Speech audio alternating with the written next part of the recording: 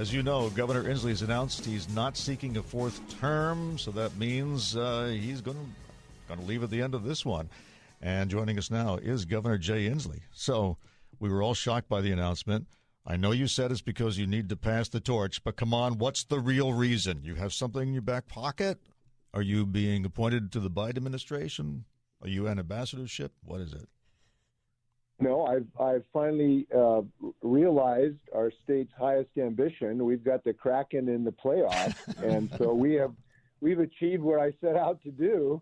I see. And actually, there is some truth to it. I mean, we have done some really pretty and spectacular things in the last decade, and from dealing with COVID to climate to protecting women's right of choice to finally financing our schools, to having the best financial aid package in the country and the best worker family protections from the tax cut we just did from working families. I mean, I've had a very, very productive run. This would have been unprecedented. There's only been one 3-term governor, and I just feel having a first-term governor instead of fourth term is the right thing for the state right now. Looking back on COVID, since you mentioned it, and since you're not tied to any sort of campaign right now, do you regret anything about decisions made during COVID? I don't usually drive in the rearview mirror, so I haven't spent a lot of time searching for regrets in my life. I think generally, I think our state did very, very well in COVID, and I played a significant role in that because you had to have a governor making some tough decisions. I think it's very clear that the decisions we made saved thousands of lives, and I think the most objective way to look at this is to compare our death rate to other states. And if we'd had the same death rate as Mississippi, if we had pursued the failure to act against COVID, if we had followed the Donald Trump non-scientific method here, we would have lost another 18,000 people, which is, a significant part of Husky Stadium. And so we saved a lot of lives because of the things we did in the state of Washington, and I played a significant role in that because, you had to have a governor making decisions in that regard. So I feel our state did relatively well. It was difficult, extremely difficult, the decisions we made. Having to be a person to make a decision that interrupted people's lives is very, very difficult. And our economy is one of the last to recover, though. Is that something you feel you can still do some work on? Yes, and we obviously can. And to look on the bright side of things, I know sometimes you don't always do that. U.S. News World Report just did an objective assessment of the 50 states. They ranked our state number 2. Now, of course, that hacks me off because we always want to be number 1. So the fact that Utah's a little bit ahead of us drives me crazy. But I think if you look at the totality of the position of our state, we have a dynamic economy. We have the best college-educated opportunities for our kids. We've had massive expansion of our transportation system. And importantly, I think we've really embraced a value system of fairness in our state. From paid family leave to the highest minimum wage to one of the best healthcare systems in the country. So I'm not regretting things. I'm looking forward to the next 20 months. This is one thing I think it's easy to forget. I'm still in harness. I'm still pulling on the plow for another 20 months and looking forward to that time in office. Now, I think one of the reasons that we got downgraded was because of the capital gains tax, which was upheld by the Supreme Court. Are you confident that the economy can absorb that without there being a penalty or without rich people moving out of state? Yes.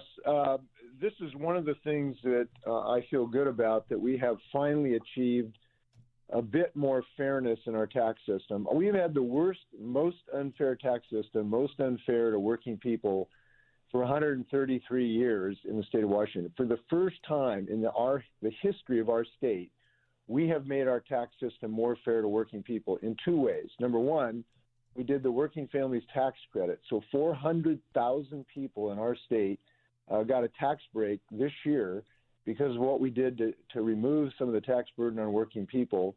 And instead of just putting it back on working people, we have a very small capital gains tax. It has generated over $600 million, and people are not moving in droves. You don't see executives down at the SeaTac moving anywhere else. So it has been very successful to date. But will there be bracket creep? A little more fairness.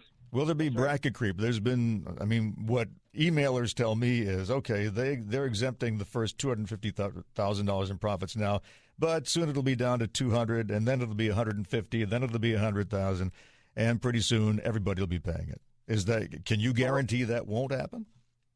Well, I'm only going to be governor for another 20 months, so I can only guarantee it for another 20 months. All right. There's no discussion of that. It has served a purpose. And again, I want to come back to this. I think that, when you're governor, you try to aspire to keep certain values in mind. And the kind of ones that I have followed is, number one, try to make it a fairer state, so working people get a break in life, and I followed that big time. Number two, save lives, and I think we did that during COVID significantly. Number three, try to keep the Washington green.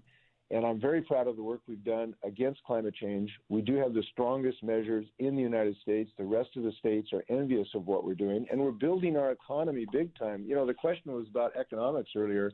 We are building jobs across the state like crazy in clean energy. I was at Painfield yesterday, and we unveiled the world's largest commercial hydrogen fuel cell airplane. It's an old Dash 8 that Alaska gave to this Zero Avia company. That's the kind of thing that's happened in all of the state because we have embraced new industries and new technology. So we are doing very well economically, and I'm happy to have been part of that. Are you going to endorse Attorney General Bob Ferguson as he explores a run?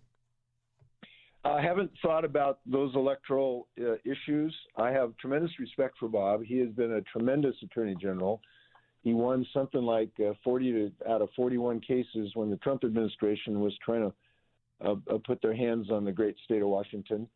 So I do have a lot of respect for him. I haven't thought through the electoral part of this. All right. And I think that there are many successes in the state. You just listed a lot of them, green jobs and all of that. But, people are looking around when they drive. And you recently changed your tune about homelessness as well. You used to have more of a sympathetic tone. Recently, you've been calling it the scourge on the state.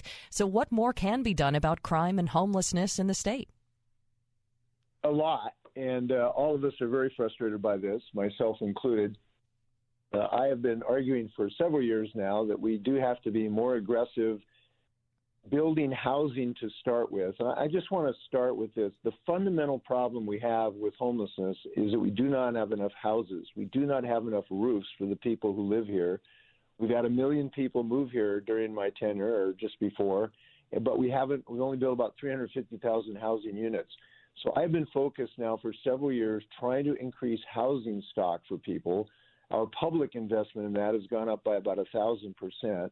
I'm very glad that the legislature has responded to my call for more investment to the tune of about $1 billion this session. And finally, after several years, the legislature has joined me in passing zoning laws that allow us more places to build housing. So I think we are going to accelerate now the housing opportunities for people. And if you want to read an assessment of this, there's a book by UW professor. It's called Homelessness is a Housing Crisis. Yes, we have chemical addiction problems. Yes, we have drug addiction problems. But fundamentally, the biggest difference between us, for instance, in Chicago is we don't have enough housing. And so the vacancy rate is extremely low.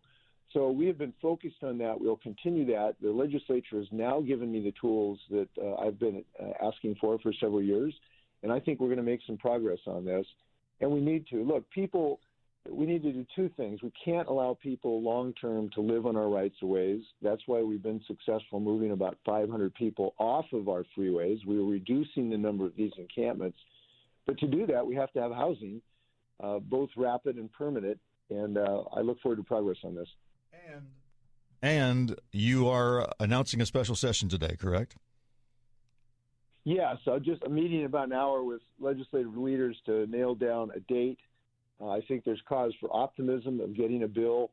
We do not want to forget the two things we need to do. Number one, we have to get additional treatment for the addiction problem that we have. And number two, we do have to have some sanction, some lever to encourage people to go into treatment, meaning keep a criminal sanction for those who will not go into treatment. And I think we have reason to believe we can accomplish that this year. I do not favor total decriminalization of drugs, but we have to increase our diversion to get people into treatment, because we know that that's ultimately the way to get people out of this terrible darkness that they live in. So I'm looking forward to the legislature to producing a bill that I can sign, and we want to do this in May. So I'll announce that probably this afternoon. In May. And something has changed? I mean, they couldn't reach an agreement just a week ago, and you're saying minds have changed since then? I think so, and people thought that there was a route to a majority, and it turned out there was not. I think this is going to end up to be a bipartisan effort. I think both Democrats and Republicans will ultimately help in passing a version of this. And again, I want to get this done as soon as possible so that cities don't have to adopt their own unique approach, and we have a scattershot approach across the state. So I do want to get this done in May. Governor Jay Inslee. Governor, thank you. Thank you.